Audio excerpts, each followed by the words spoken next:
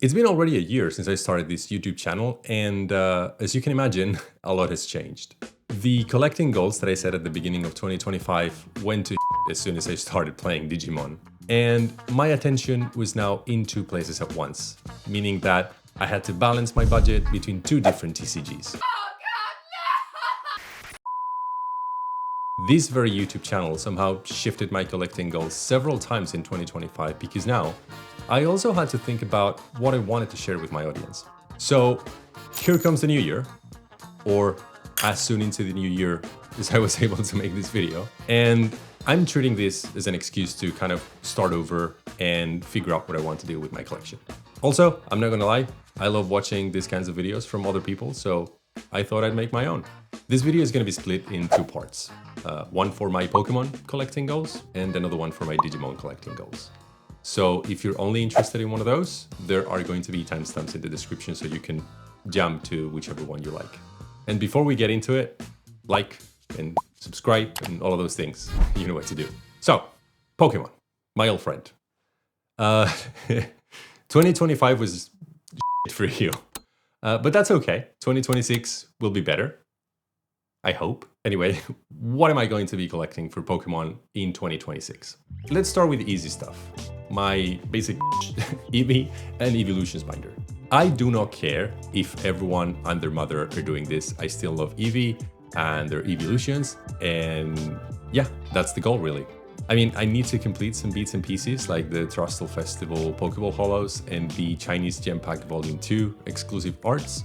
But aside from those two little things, I just like to hunt for Eevees and Evolutions that I don't have yet and just reorganize my binder pages. I don't really care if the card is expensive or not, as long as I can fit it in my budget. But I think this year I'm going to focus on the cheaper cards. The only thing I would love to get that's a little bit more special is the first edition Dark Jolteon from Team Rocket in very good condition. I'm talking like PSA 10 good condition, whatever that means nowadays. I do have the card in my collection already in a page dedicated to all my favorite arts for each of the Evolutions, but it's not really the first edition one, and although it's in good condition, I really want to get it mint, as this is probably my favorite Evolution card art ever. Hot take, I know, I just wish there was a holo version of it. My second goal is to make progress in my Destined Rivals complete set. I'm not a master set person, I think I've talked about this in another video, and the only other complete set that I own is the Japanese version of 151. The thing is, I love this set. I love everything about it. And I know a lot of people were mad that this was not centered around Jesse and James, but I don't care. Also, I pulled the Team Rocket's Mewtwo twice, so it kind of made sense. Probably my favorite card of this set is Team Rocket's Ariana or Ethan's Adventure, although I don't have that one yet. But I honestly love the entire set, so I will be focusing on it this year. Slowly though, because it's very expensive. My third and last, official goal is currently my pride and joy, and that's my Takia binder, which is here. I talked about it in the video I made about buying my first collection, but this has probably been the most fun I've had with one of my Pokemon goals. Takia has made a ton of cards for Pokemon, and most of them are fairly inexpensive. There are exceptions, like these trainer cards we didn't really get in the West and I had to buy in Chinese because of price, or this Shaman that I need to free from PSA jail. Actually, let's do that now.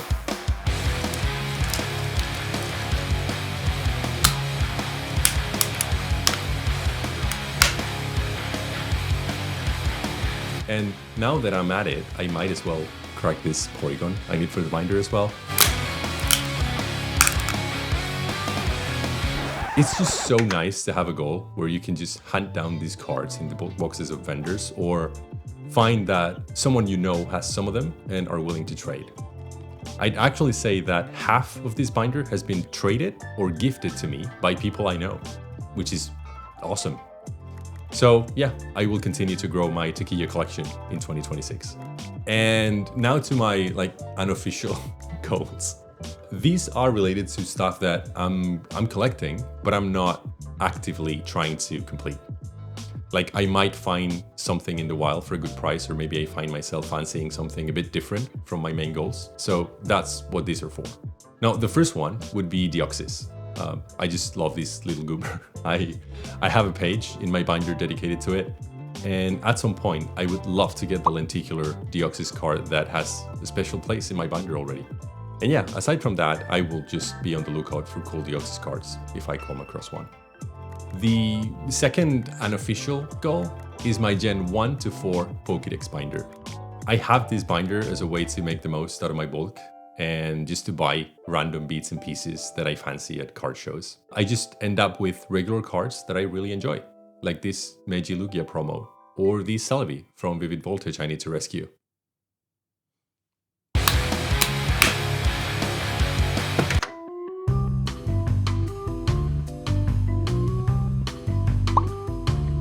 And then finally, I do have some bits and pieces that I'm missing from like thematic pages that I'm working on and such, but I'm honestly just not in a hurry to complete that.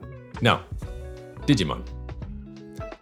I'm actually really struggling with collecting Digimon. I think because I started playing last year, that was really my focus, like to understand the game and try different decks. But of course I enjoy opening boxes, as you can see in my many streams.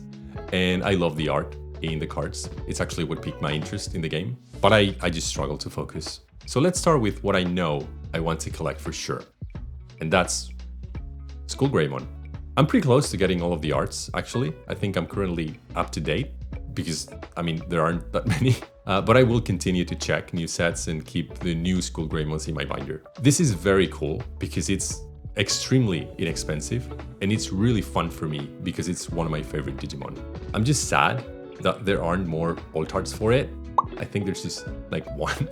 And actually I was thinking about making the exact same thing with Justimon, given that I already own its most expensive card and I love Justimon. But yeah, we'll see.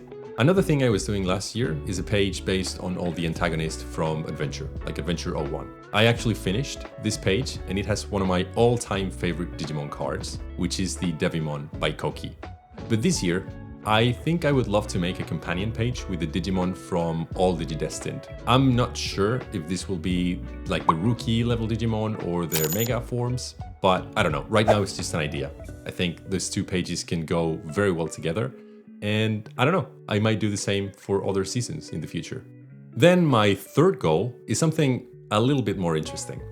When I opened EX1, I was amazed by how they used the style of the old Digimon card game in new cards. I want all of them. Not only that, but I also want the original cards they are based on. I have made some progress this year, but I still have a long way to go. I also know that there are cards outside of EX1 in the same style, but those would be kind of out of scope for the moment, as I need to figure out which ones they are and how easy it is to get them. But I absolutely love these cards. They are extremely nostalgic to me, and they are so well designed. Also, for the original Digibattle cards, I have made some progress in that I've bought this thing for another video. But until then, I won't be able to open it, so... As for my optional goals, I have a few binder pages for some of my favorite Digimon like Beelzemon, Lilithmon, Mastermon, and I'm considering one for Beelzermon as well. What? I can fix them. Also, now that I've played Time Stranger, I'll probably want to start a few pages for that as well, but who knows really. There's no defined real goal for these pages, but if I find a card I like and it fits in my binder, I just have a ton of fun reorganizing these pages.